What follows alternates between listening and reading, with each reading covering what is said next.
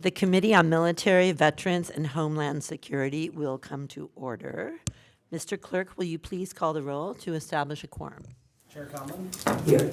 Representative Coleman. Here. E. Carter. Present. Stone. Here. Rogers. Here. Magella. Markinen. Here. Mazat. Here. Martin. Here. St. Germain. Here. Madam Chair, you have 9 members present and a quorum. Thank you. Representative Rogers moves to adopt the minutes from the June 13th, 2023 meeting. Seeing no objections, the minutes are approved. Today, we will be hearing testimony on a package of bills relating to disabled veterans property tax exemption. SB 176, SB 330, and SB 364. I think we have quite a bit of testimony today, so we'll do our best to get everyone's questions in. First, I would like to take up Senator Santana's legislation, SB 176. Nick Cook, you are welcome to come to the table.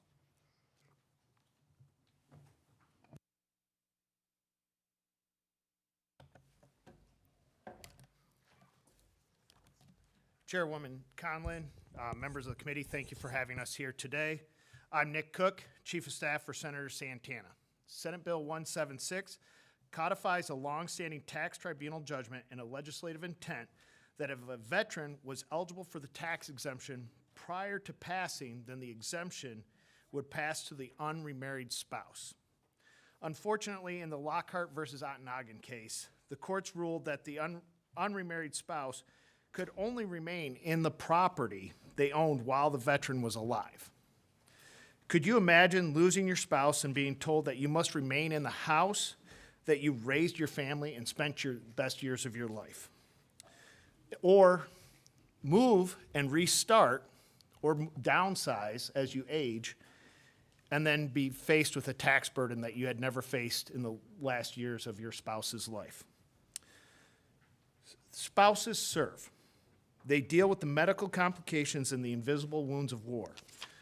We should pass Senate Bill 176 and allow unremarried spouses to continue to receive the benefit that their veteran spouse and they earned together. Stand by ready for your questions. Thank you for your testimony, Nick. It's clear that this bill will benefit disabled veteran spouses across the state moving forward. Do any of the committee members have questions? Representative Bazat. Thank you for bringing this forward. It's, I know there's veterans on this board that are very concerned about this issue, and we have been for quite a while. My question is, tomorrow we're hearing 2 more bills in the general government that Fitzgerald, Roth, and I think Santana are bringing forward, pretty much covering the same thing. There's currently 7 bills that kind of skirt around this issue. And then there's 2 bills that cover a funding source for the townships that are that have to incur this cost. Why aren't we seeing a combination of everybody getting together and submitting these bills where it's, and then fixing something that should have been done when these were brought forward in 15, that the funding source be through the state of Michigan instead of the local units of government? That's a great question, Rep. Bazat. Having been working for the Veterans Affairs Administration when that bill was passed, it was actually 13. And I was on the receiving end of a lot of those calls. So I understand the funding issue. What this is fixing the legislative intent that was always there, is that this remained with the unremarried spouse. The funding is a complicated issue that would still exist if this bill wasn't passed. Or if this bill was passed, or if it wasn't passed, you still have that funding issue. So I think that's a standalone issue. This is to get this benefit back to those unremarried spouses that the tax tribunal for many years had ruled in favor of.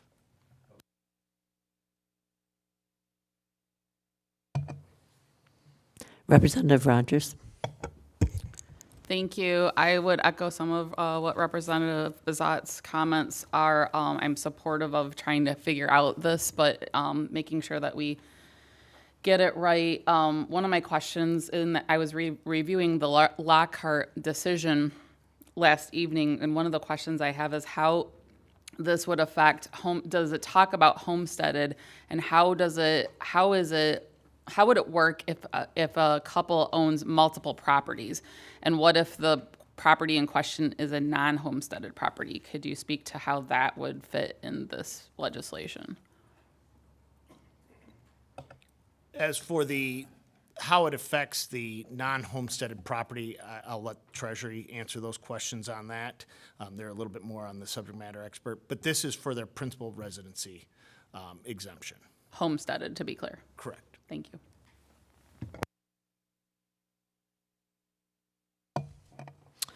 Okay, thank you very much for your testimony today, Nick. Oh, sorry, Rep. Coleman has a question. Thank you, Madam Chair. Good morning, or good afternoon. Hey, I appreciate your testimony, and I wanted to ask, are you aware of efforts to educate the public, including disabled veterans and then surviving spouses of veterans, about these exemptions? I can go all the way back to 2013 when I worked for the agency at that time. Yes, there was quite a bit of education around it. I know the agency continues to talk to veterans about the exemption, and I know part of the veteran service organizations, they can discuss that further, but that is something that is widely talked about amongst veterans groups. Well, I appreciate it, and if there's anything that we can pass along to our constituents, if any of the other people in the room have any information that we can pass along, I'd appreciate it. Thank you.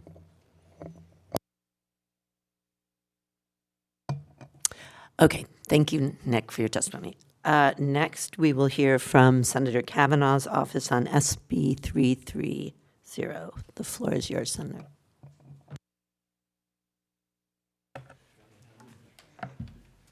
Good afternoon. Thank you, Chair and committee members. I am Senator Kavanaugh, and very excited to see this hit committee. I know I've been working on this since I was in the House last year. So I'm going to give a little bit of my testimony, and then I also want to address some of the questions that I heard as well.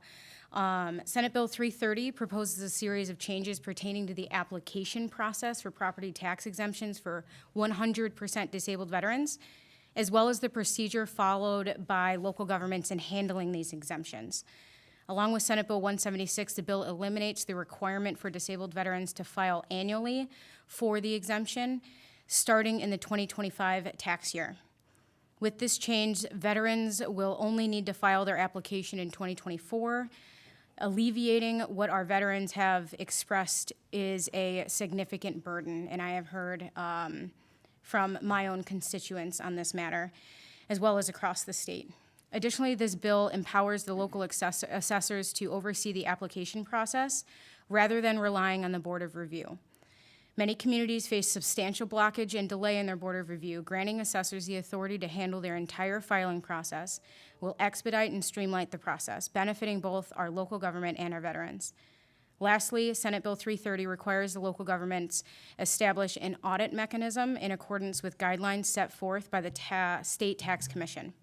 Under this bill, audits can be conducted not more than once every 3 years. The bill's language affords local governments the flexibility in determining frequency of audits while ensuring that veterans who have already received the exemption are not burdened with annual paperwork. I appreciate your support for this important legislation, and also to address a little bit of Representative Bazat's concern. I do think that is a really great question, and I want to further that we do not want to continue to put a burden on veterans when we have different conversations. So I know it has been an unfunded mandate for the local governments, but I do think that something that is already in place should make it easier for veterans as we continue to solve and even appropriate money towards the problem. I think it needs to be an ongoing conversation, especially when we see the budget, on making sure that we have a continued funding for paying with this.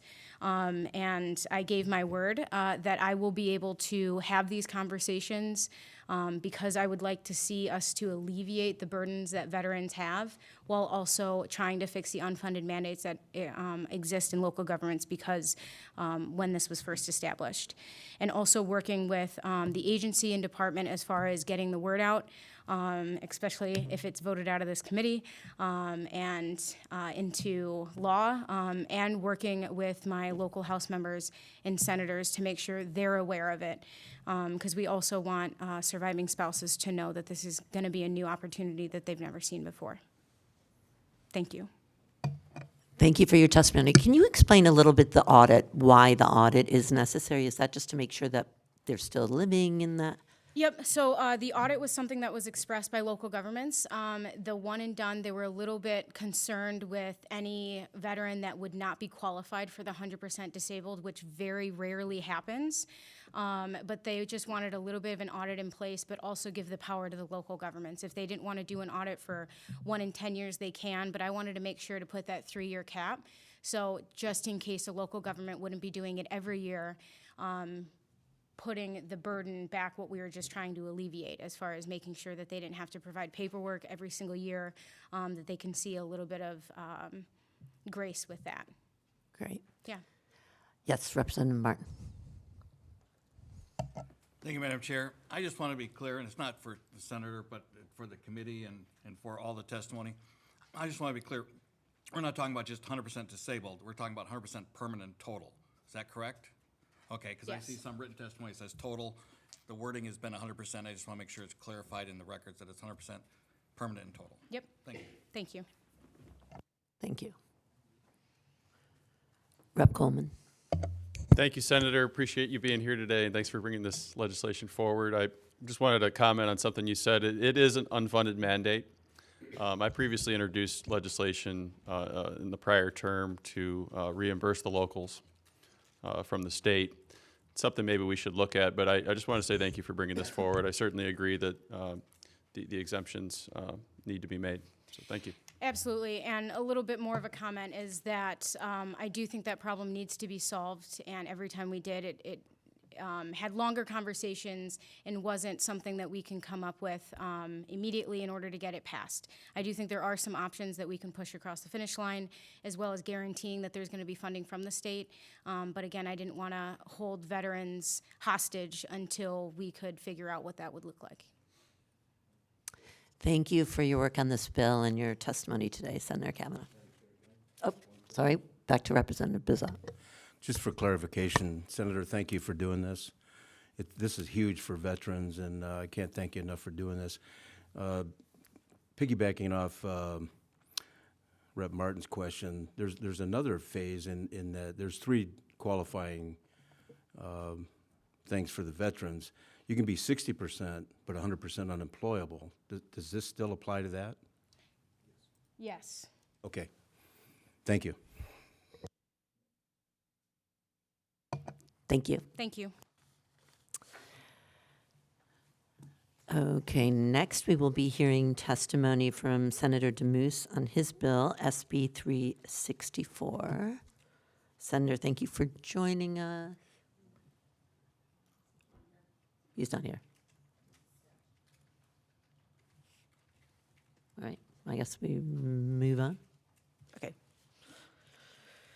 All right, up now, we will have representatives from the Department of Treasury.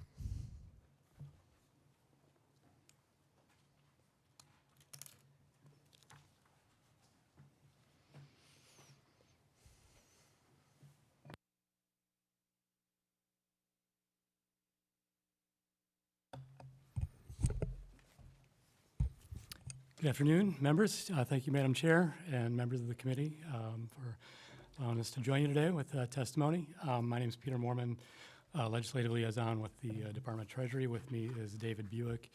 He is the executive director of the State Tax Commission and administrator of the Treasury Property Services Division. I had some testimony written out, sort of explaining the package. I think the previous members have done a great job explaining the contents of the package. We wholeheartedly support it. Streamlining the process for veterans and local governments through the one-time filing process, fixing the surviving spouse issue, allowing applications go right to the assessor anytime during the year rather than just to the Board of Review 3 times a year. Those are all, I think, going to be helpful to everyone. And again, the surviving spouse issue is an urgent matter, as the court decision was just decided last year, and just this current tax year is when the spouses are getting those rejections for the first time. So, and maybe just one comment on that, Senate Bill 364, which hadn't really been discussed, that's specifically what that is designed to do, is to allow for those folks, those spouses that are getting denied this year in 2023, that'll provide the opportunity for that to get fixed either later this year or next year, reverting back, for the 2023 tax year. So that is what 364 is designed to do. I think with that, we'll be happy to answer any questions that anybody has. Thank you. So just to be clear, would you agree that the court case revolved around the disabled veterans' eligibility? That was the real question. Yes, I'd say that's a good characterization of it, right? Good.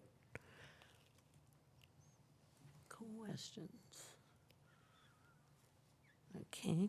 Thank you for your testimony. Thank you.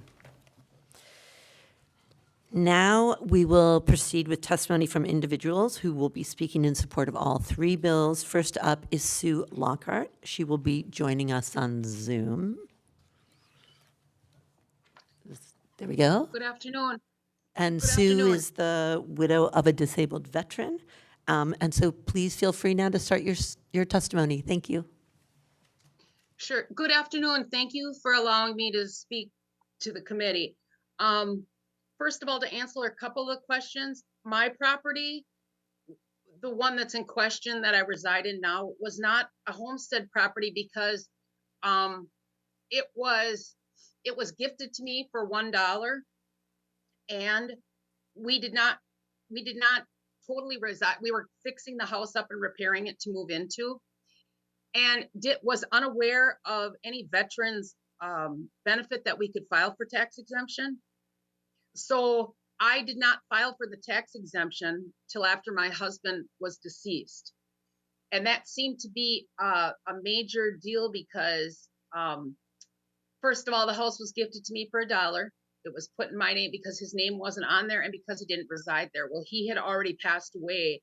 And the way I found out was through a veterans officer. And so then I filed, and I received the benefit for approximately 8 years. Then I'm a little involved in the politics in our area, and my opinion and the Board of Review's opinion on our politic views they did not coincide. So they then took my tax exemption away. As I said, my husband was 100% service-connected, disabled, unemployable. He went in the service in February of '66 and was out in September of '69. He ending up with the Agent Orange contamination and was sick and had PTSD, severe PTSD, where the VA sent him to a psychologist who explained that he would have seizures like that would only last for a few seconds, but it was like a breaker box in a house that when he got stressed, his brain would shut off. And so he would either fall or drop whatever was in his hand. It was something I'd never experienced before. So then on top of all that, he had the Agent Orange contamination, and my youngest son, then they found a tumor in his left femur, which they associated with my husband's Agent Orange contamination. So he was taken to Children's Hospital in Milwaukee. The tumor was removed, and thank God it wasn't cancer, but we had to watch it so closely. So as I said before, the hardest part is it not only affects the veteran, it not only affects the spouse, it affects family members like it did for my son. Then when my son called to tell me they were having a baby, it's that automatic thought in your mind. this is at a time when you're supposed to be so happy, you still have that little bit in the back of your mind going, okay, I wonder if this is going to go down another generation.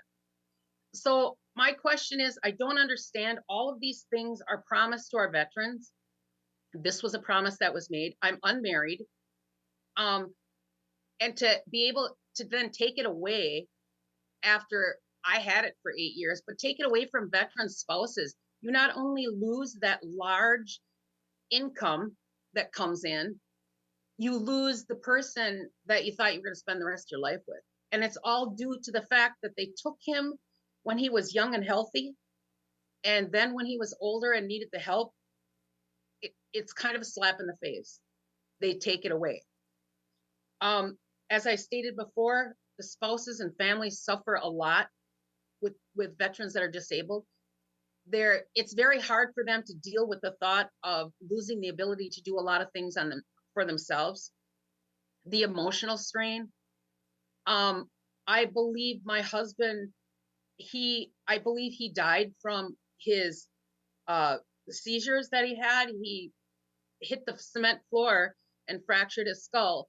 They airlifted him to Wausau, Wisconsin. He was there for 4 days and his brain kept swelling and we had to remove life support.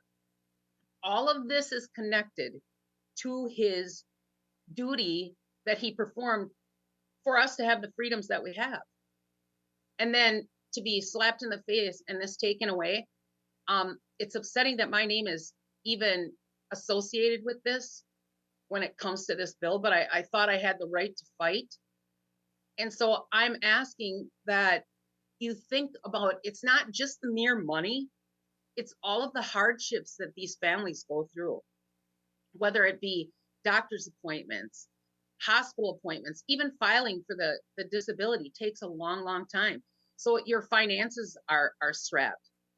So now I no longer have my husband. I now have a tax bill that I have to pay yearly. I just don't feel that it is fair that when you find out that these are available for the veterans and it's something that's offered for the service that they performed, then all of a sudden it's allowed to be taken away or not given for whatever reason. I understand every township is struggling, but everyone's struggling now. It's not just the townships. It's every individual personally is struggling. So I understand that. But what was promised should be given. It shouldn't be taken away because all of a sudden you find that maybe there's a township that's struggling a little bit more than the other. If this funding is set aside to be able to reimburse the township, that would be absolutely wonderful. But some of these people that have moved and sold their homes are because they couldn't afford to keep the home. It was larger. It was more difficult to pay for, more difficult to take care of because you don't have two people anymore. You only have one. So for them to make a rational choice and maybe a financial choice to downsize and then be penalized for it, it's absolutely absurd and it's wrong. So I'm not only here for myself, but I'm here for all of the other widows and widowers that were told that they would not be getting this benefit just because they moved. I have read that it's funny how one governmental agency perceives it one way and another one perceives it differently. So I think by clarifying all this, it would make it much simpler and much easier for everyone concerned, not only the individual themselves, but the townships. It would just clarify everything. So I would ask that you please vote to put these bills into effect because it would help a lot of people. It seems, as I said before, our veterans, we should be proud. We should be appreciative. We should not be taking things from them. They've already given all they have, and then to have this taken away is absolutely an insult. And I do thank you for your time. I appreciate you letting me come and speak. If you have any questions, feel free to ask. Thank you, Sue, so much for this testimony. Thank you for your service and taking care of your disabled husband, for taking care of your child, and for being such an advocate for the other surviving spouses of disabled veterans around this issue. I'm so sorry for all this time it's taken and all that you've been through. Let me see if there's any questions. Yes, Representative Markin. Sue, thank you for your testimony today. I realize how hard it was for you to do this. You're very brave, so I'll talk to you later. Thank you. All right, Greg, thank you. Thank you, everyone, for taking the time to listen. Thank you, Sue. Okay, next we have Josh Parrish with Vet Life. Josh, please come up to the table.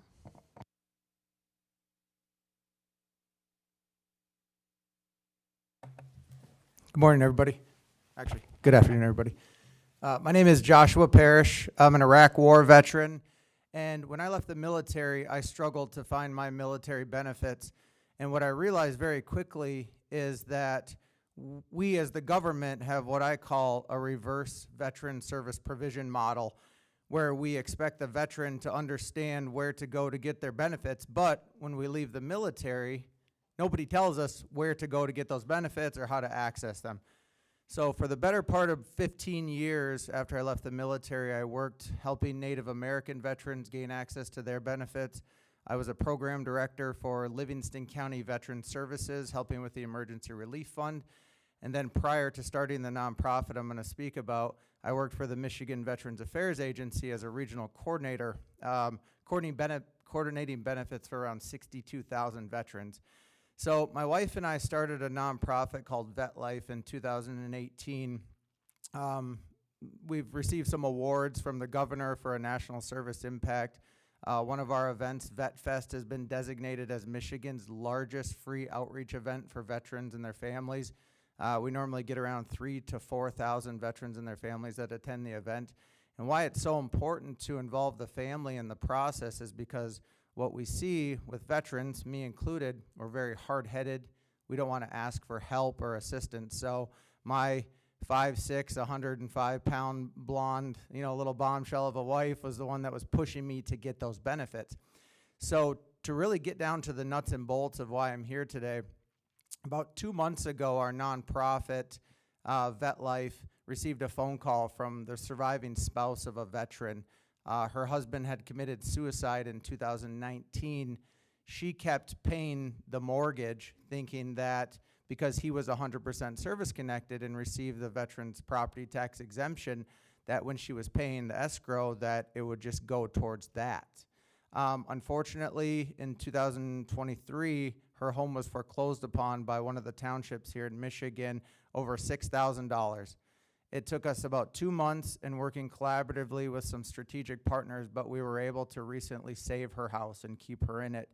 And I heard somebody mention earlier about the educational aspect of this, and I want to be very clear here today. Veterans have no clue. I mean, you could go on social media right now and ask one question and you get 999 wrong answers, and maybe one of those answers was maybe 3/4 of the truth. When I worked for the county, when the property tax exemption bill went through, I started calling around to townships, and I got 12 different answers. So let me be clear. Nobody really knows what's going on with these bills, and there's a lot of different interpretations. So I'm here in support of this bill today. I love the idea of kind of a one and done, especially with a unremarried surviving spouse. I'm happy to take any questions. But, yep, just here today to support the bill. So I appreciate everybody's time. Thank you, Josh. And I went to Vet Fest, and it was fantastic this year. Thank you, ma'am. Does anyone have any questions? Yeah, Rep. Bizot. Thank you, Madam Chair. Appreciate it. Josh is one of ours in Livingston County, so we're very proud of the work you've done advocating for our veterans and the spouses. So that's very much appreciated. You heard my earlier question. Could you respond to that as far as the townships? Because we have 16 townships in Livingston County. We had a meeting about a year and a half ago to talk about the 3 exemptions, and 12 of our townships got it. And the other 4 just were misapplying it, and we had veterans, because I'm on the board, as you know, I'm on the local board, Veterans Affairs of Livingston County. So we've got veterans coming in complaining about, and it seems to be those 4 townships that are misapplying the law. And they're saying it's not very well written in the 3 exemptions, specifically the 60% disabled, but at 100% unemployable. I think that was the confusion that was being misapplied. You know, and it's a great question, so I think I'll quickly respond with this. I had helped create something called a County Veteran Service Fund, which appropriates annual dollars to counties. I believe in 11 of the counties here in Michigan did not have county Veterans Affairs offices. So what we did is we went on an educational drip campaign where we worked with Michigan Association of Counties or, you know, some of these other localized townships to really educate these officials on what the best practices were. And that was very beneficial because it really opens your eyes as a non-veteran about really how simple the process could be. I did read through the legislation last night, and I did see there's some teeth, some mechanism in there that says if you are illegally collecting, that you can be, you know, brought forward and you'd have to pay taxes, penalties, and interest. I personally would like to see something on to that effect for the townships as well, because I believe some of these townships are not just negligent, but grossly negligent in the interpretation of the statute and the legislative language. So, I do support some type of educational campaign. And I'll say this lastly, when this bill first rolled out, I didn't see any education, and I had my thumb on the pulse of the veteran community from 2010 on. So I hope that answers your question. Thank you, Josh. And VetFest, if anybody, it's an annual event Josh runs in our county, one of the biggest events in our county. So thank you for doing that. Huge success.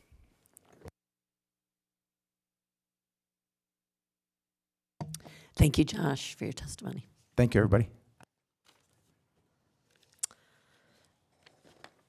Lastly, we have Tim Poxon with the American Legion, who will be speaking to the package of bills. Thanks. Go ahead, Tim.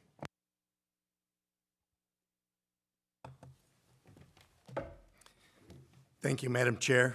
Much as what I am going to say has already been said, but I'm going to repeat it anyway. Madam Chair and members of the committee, I want to thank you for this opportunity to address the committee and your dedication to veterans and veteran issues. I'm Tim Poxon, the Legislative Chair from the American Legion Department of Michigan, and I'm here today to support SB 364, 330, and 176. Because of the hard work done by these bills' sponsors and their staff, we were able to address many of the issues that have come to our attention as it relates to the property tax exemption given to 100% totally disabled veterans based on VA findings based on their military service. Senator Santana and her staff were particularly helpful in this process. We were able to talk to the CFO of the City of Detroit Assessor's Office. We learned about the problems in Detroit with veterans who were eligible to get the 100% property tax exemption, and it could take Detroit up to 3 years for the City of Detroit to process these claims because the Tax Board of Review had to approve them, and they were so backed up. We were able to meet with a 100% totally disabled veteran from Detroit who laid out the issues that this had caused this veteran, including the over 1 year it took for this veteran to get the property tax money back after the 3 years that the veteran had waited to get the City of Detroit to approve her exemption. These bills will address these issues by allowing the local tax assessor to grant the property tax exemption. The 3 bills, 364, 330, and 176, are the work of over 2 years and will correct some of these issues with the 100% property tax exemption. 1, the bill authorized the veteran to apply one time for the property tax exemption, and if granted, the veteran will not have to apply again unless there's a change in status. Number two, the tax assessor of the local unit of government will be authorized to grant the exemption. Number three, the unmarried surviving spouse of the veteran who is granted the exemption will be able to keep this exemption even if the spouse moves to a different property that the veteran never lived in, as long as they do not remarry. This became an issue with the recent court decision that's already been talked about here, that an unmarried spouse of a deceased veteran could not keep the exemption because the veteran had never lived in the property. Number four, exemptions will be prorated in the case of a veteran or their unmarried spouse does not own the property for a full year, as long as they're homesteading the property. Number five, if for some reason the unmarried spouse was rejected in the exemption in the year 2023, then it will become what's called a qualified heir. This will let them reapply, and it should correct the issue for those that were denied the exemption because the veteran never lived in the property. And again, I want to thank the members of this committee, the representatives and senators, their staffs that worked with us to correct some of these issues with the property tax exemption given to VA certified 100% totally and permanently disabled veterans from their military service, and we hope for your full support on passage of these three bills. Madam Chair, if there's any questions, I'll be happy to answer them. Thank you. Thank you, Tim, for your testimony today. Do we have any questions? I think not. Thank you. Thank you very much. We have some cards to be read in from Mandy Tomish with the Michigan Assessors Association in support of the bill, not wishing to speak. Heather Fairstein with the Department of Military and Veterans Affairs supporting the bill, not wishing to speak. Jack Devine with the Michigan Commanders Group supporting the bill, not wishing to speak. So we do recognize that there is a conflict with the package of House bills in the Committee on Local Government, and I look forward to working with Chair Fitzgerald and others to address this in the most effective way possible. So that is all for our agenda today. Seeing no further business before the committee is adjourned. I'll see everyone next week.